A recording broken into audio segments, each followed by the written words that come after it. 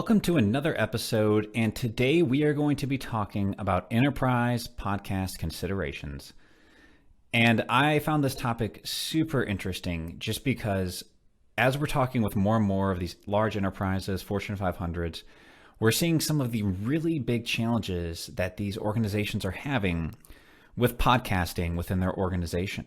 And so in this episode, what I'm going to be sharing with you is a lot of the things that you may not even be thinking about yet, but are things that if you're in marketing communications or you're in marketing and podcasting, what I'm going to be sharing in this episode is really some of the considerations that you need to think about if you're in marketing communications or marketing at a large enterprise that is starting to dabble in podcasting. These are things you need to think about on the front end before they turn into issues within your organization. Now, I'm going to go through a lot of these topics rather quickly to keep today short, but we'll expand on these in future episodes. And if you've got questions or want to talk through any of these, feel free to reach out to us at contentallies.com. Now, to dive in, the first analogy that I want to make is that podcasting is the new blogging. So the first analogy that I want to make is that podcasting is the new blogging. And the way I like to look at this, the first analogy that I want to make is podcasting is the new blog. And I like to make this analogy because if you think back to when companies started blogging, really about 10, 15, maybe 20 years ago when blogging became a thing, this was a really challenging for marketing and communications departments where they had to figure out this entire new medium, this entire new area that was emerging. There was this kind of emergence of inbound marketing, and HubSpot did a huge push around this and everything. And it was really cool, and there was a lot of new stuff there, but it was an entire process where people had to learn how to utilize it, how to wrangle it. And so I look at podcasting as the next era of this for content. And it's something that marketing communications leaders and marketing executives at large enterprises are going to have to learn how to navigate podcasting, just how they had to learn how to navigate blogging and other forms of content marketing. It's simply the new medium out there for it. Now, there's a handful of ways that podcasts can be used within an organization. And so I'll give a few examples of these to kick things off. Now, one of the things that is really unique for enterprises is that they're often doing more than one podcast. If you look at a large Fortune 500 company, it doesn't really make sense to just have a singular podcast for that company. That's really not how it's working. Typically, there is a bunch of individual business units and silos and departments within these organizations, and each has their own objectives. And so while there may be an overarching high-level podcast for the organization, really what you're seeing is a lot of these individual departments are wanting to start to utilize podcasting as a means for their individual department. So this creates a lot of really interesting challenges, because what happens when you've got 2 podcasts, 3 podcasts, 4, 5, 6, 10, 20 podcasts springing up within a single organization? That's a really interesting, unique challenge. And it's a lot of content, it's a lot of stuff out there, and if it's not properly thought about and planned, it could be a quite risky area for a enterprise to be in, as that's a lot of content out there that is honestly, in a sense, could be a liability and damage the brand. And so this is one of the big things with enterprises where they need to think about this. And so there's a few kind of pieces of this where we really talk about this kind of standardization of podcasting for large enterprises, where really what you need to think about is your internal playbook for podcasting at your enterprise. This is extremely valuable. It's extremely important, and it's going to help you rein this problem in before it gets out of hand. So let's talk about some of the things that will be in an enterprise podcasting playbook. First of all, what is your internal process for approving new shows? Are you going to let anybody out there just go spin up their own podcast without approval from marketing communications? Is this just something that people can go do and just start up podcasts? Maybe that's cool in an entrepreneurial organization, but that also creates a lot of risks where those podcasts could be off brand. They could be saying things that you don't want them saying as an organization. And so figuring out what is an internal approval process for new shows is really important, because when you add that approval process for new shows, that's also going to let you do the rest of these pieces, which is really about how do you standardize those shows so that they look and sound and feel consistent. Because what you don't want is a bunch of podcasts where you've got this department over here doing something really well professionally produced, and you've got this department over here where like their artwork looks like it's clip art from Microsoft Word in 1999, and it sounds really horrible. There's no music and it's really awful, but that is what can happen if we don't actually get some standardizations around that. So an internal approval process for new shows, extremely important. Second piece of that is, what are the brand guidelines that they're going to follow? Just as you have brand guidelines for your organization, there needs to be guidelines to follow for these podcasts. What is allowed for the podcast artwork? Are you going to have a standard template that their artwork needs to fit within?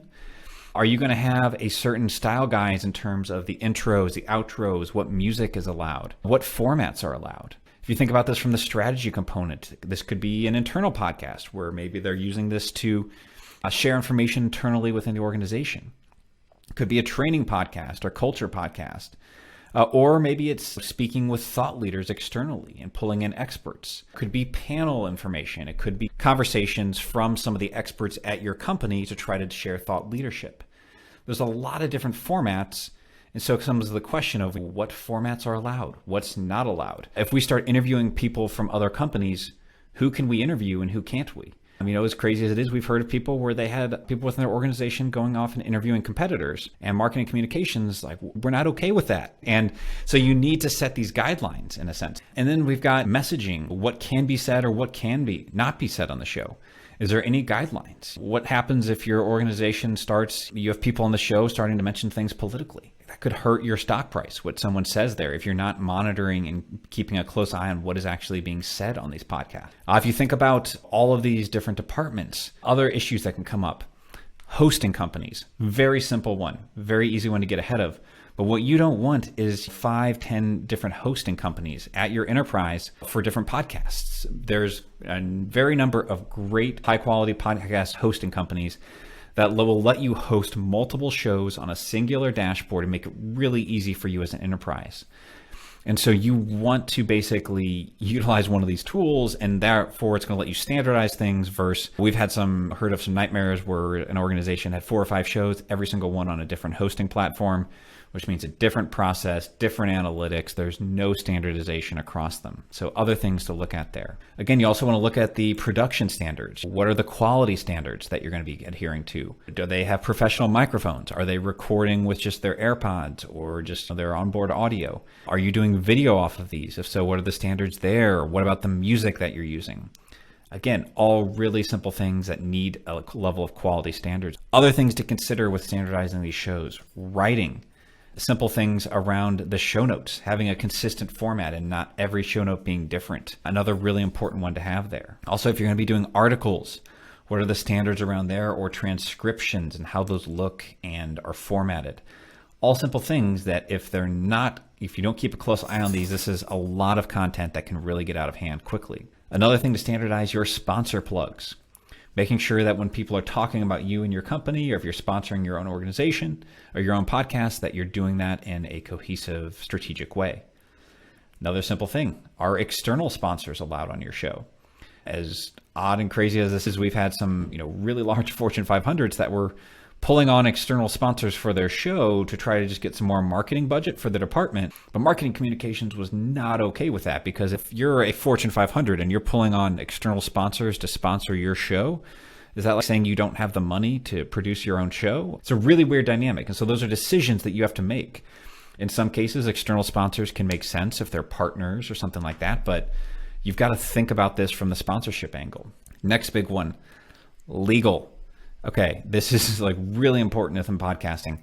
You need to have guest release forms in place, and a lot of people are not thinking about that. And the other thing this needs to help you ultimately protect and mitigate yourself from things like slander. Because one of the worst things you can have, and I will tell you, this is as a podcast production agency, the number of times we have someone email us after doing an interview saying, "Hey, I said that thing, but I really shouldn't have said that thing. Can you please cut that out? I could get in trouble for saying." That happens so often. People come on air and they say things. They might bash a competitor. They might we've had people bash their CEO on an interview. Like, it's absurd. And then they'll immediately be like, that cannot get published. Do not let that get published. And so suddenly your company is sitting here on this information that could be damaging if it gets out. And so you need to make sure, you've got a great process for making sure that gets cut out and checked, and that you've got release forms that protect you in case anything does get out, that person was clearly the person who came on the show and spoke is liable for anything that they said. And so these are things that you need to put in place to safeguard your organization. Otherwise, again, you've got a target there. Just being a large organization, you've got putting out a lot of content. It's hard to keep an eye on this. It's hard for marketing communications, probably not going to be able to listen to every podcast that goes out for most of these. So you need to think about how do you protect yourself on the front end to mitigate for anything that could get through. Next thing here, project management. How are you going to be organizing your podcast schedules, your production schedules? Are you going to be doing this in-house or utilizing vendor management? These are all decisions that you need to make. There are tools out there that let you do very simple, low quality kind of podcasts in-house. Is that going to be the route you guys are going to go? Are you going to require people to use certain vendors if they want to do podcasting? All things to consider. And last, really just coming down to KPIs and measurements. How are you measuring these podcasts? What is deemed a success? How are you tracking this? What analytics tools are you using? So there's so many factors to consider for enterprise podcasts. And you'll see here, there's a lot of things I don't think enterprises are thinking about. They're just spinning up podcasts and just starting these. And what happens is you got one podcast and a department creates that's okay.